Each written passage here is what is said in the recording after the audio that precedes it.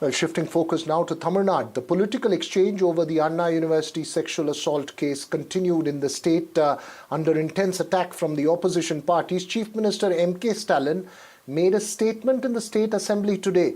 He conceded that the accused in the case was a DMK supporter but was not a member of the party as alleged by the opposition.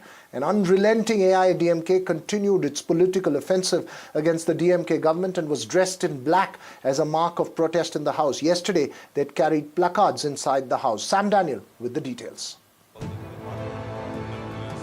Under pressure from the opposition and allies over the alleged Anna University sexual assault case in the State Assembly, Chief Minister M K Stalin today conceded to the House that the accused was a DMK supporter, but categorically said he was not a party member as alleged by the opposition.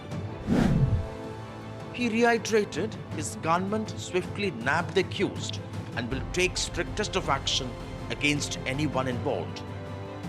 இந்த வழக்கில் விரைந்து விசாரணை மேற்கொண்டு 60 நாட்களுக்குள்ள குற்றப்பத்திரிகையும் தாக்கல் செய்யப்படும். அதோட சிறப்பு நீதிமன்றம் மூலம் இந்த வழக்கை விரைந்து விசாரிக்க அனைத்து முயற்சிகளையும் அரசு எடுத்து குற்றவாளிகளுக்கு உச்சபட்ச தண்டனை கிடைப்பதை உறுதி செய்யும் என்பதை இந்த அவைக்கு நான் மீண்டும் உறுதியோடு தெரிவித்துக் கொள்கிறேன். With the principal opposition AIADMK turning up in black after displaying placards on Monday, MK Stalin hit back at them, referring to the infamous Pollachi sexual abuse case during the earlier AIADMK government, which the CBI is investigating now. That issue is pending in the CBI. Okay? He is speaking about the CBI, he is giving a lot of reference. I am saying that CBI is not giving any report to anybody. So he is lying with his house. Instead of what steps they have taken in their government for the safety of the women in Tamil Nadu, unnecessarily they are dragging the issue of Pollachi, and we could see that they don't have any strong merit to argue the Anna University case. While women would have hoped the State Assembly would seriously deliberate enhancing women's safety, the state government appears to be overconfident on law and order and complacent as well. The big question, would the perpetrators be brought to justice and women's safety ensured? In Chennai with Suresh, Sam Daniel, for NDTV. So what next in this intense political face-off, and more importantly, has it really had an impact on women's safety in the state, the kind of political exchange that's played out? Has it put the DMK government on a corner as far as the law and order issue is concerned? Joining me this evening, Apsara Reddy of the AIADMK. We'll also hope to be joined by Harish Mohammad Ibrahim, who supports the DMK in a bit, and NDTV Sam Daniel, who just filed that report and has been following those developments, joins us as well. Apsara Reddy, the Chief Minister has made a statement in the State Assembly. He's conceded that the man was a DMK supporter but not a member of the party, and that strictest of action will be taken and that charge sheet will be filed expeditiously. So what is it that you really are protesting about? Is there any particular reason for the protest by the AIADMK to continue? What's really the demand at all? I feel it's absolutely appalling for somebody like a chief minister to distinguish between a member and a supporter and to deflect responsibility when he's in such a position of power. The chief minister should act swiftly, sternly and quickly. He doesn't need opposition to kind of mount pressure for him to arrest the person. And Rajya Sabha, a member of the DMK, has blamed the governor for the molestation and the rape. It's absolutely ridiculous that a chief minister of the state is drawing distinction between a member and a supporter. He's created an environment where the ethos of the party itself are coming into question, because if your supporter can be so brazen enough to do the act he's done, he's a 15-time accused. He's accused in 15 different cases. He should have been under watch. How is he allowed to enter a college and abuse somebody? It's supposed to be his modus operandi to kind of harass, blackmail and stalk women. So the chief minister drawing distinction between a supporter and a member itself is so unbecoming of the chief minister's chair. Okay, you're making a strong point there. Sam Daniel, has this overall issue resulted in a situation where The DMK government, which was on a front foot I so have a far, question. I'm so is sorry, on a Mr. corner I have a as far as the state is concerned, because there are several. Veera, I have a question. Go ahead, Apsara. Why isn't the DMK spokesperson on your channel today? Why are they running scared? They're not appearing on debates on this topic. Why can't they come and justify what the Chief Minister said on the floor of the Assembly?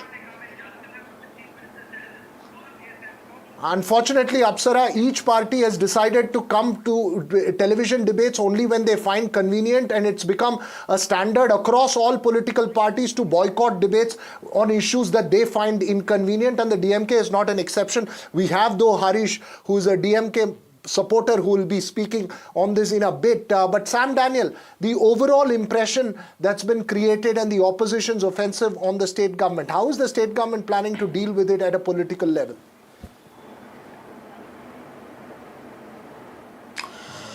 Well, at the political level, we understand the government would expedite the investigation and then claim that they have swiftly acted, not just in terms of arresting the alleged perpetrator, but also bringing him to justice. Veera Raghav, the Chief Minister, has told on the floor of the House that he will ensure that a charge sheet will be filed in 60 days and they will ensure maximum punishment is obtained for this alleged perpetrator.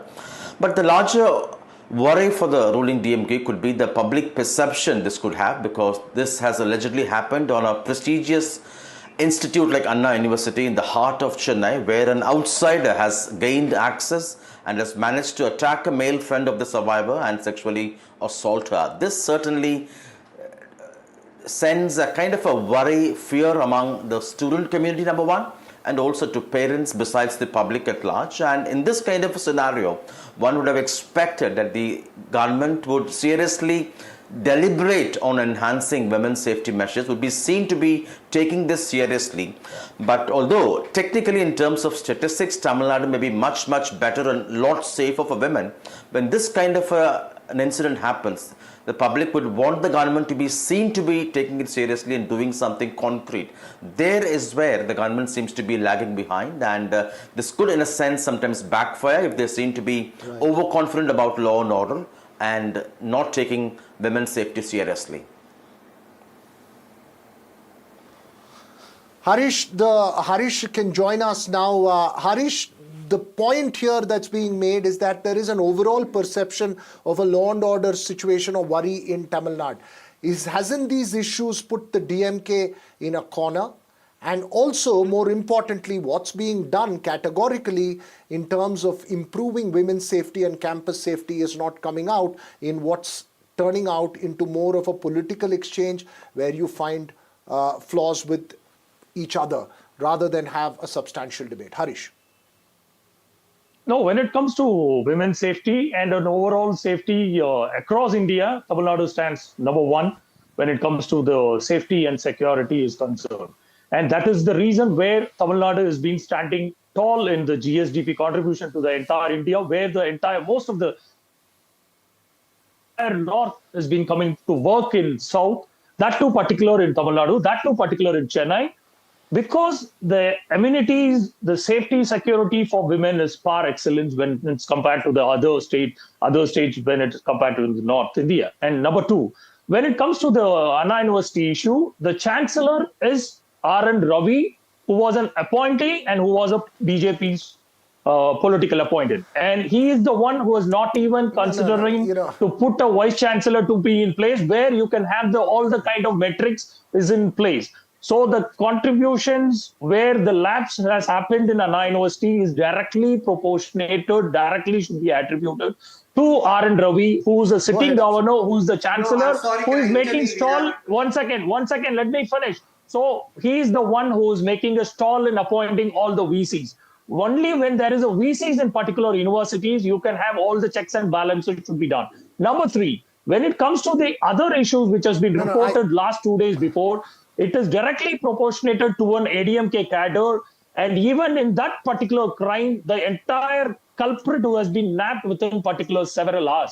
And even in Anna University crime, the culprit has been nabbed with I want Apsara to respond to you, Harish. One second. With the scientific technological expertise within 5 hours. So you can't blame the state government machineries when it comes to law and order. All right, Apsara, please respond to this. India, Veera, in India, he's Tamil made Nadu his stands point number now. I one think I when need it to comes come to in. safety for 1 minute, women Harish. and Let safety Apsara is large respond. for entire public.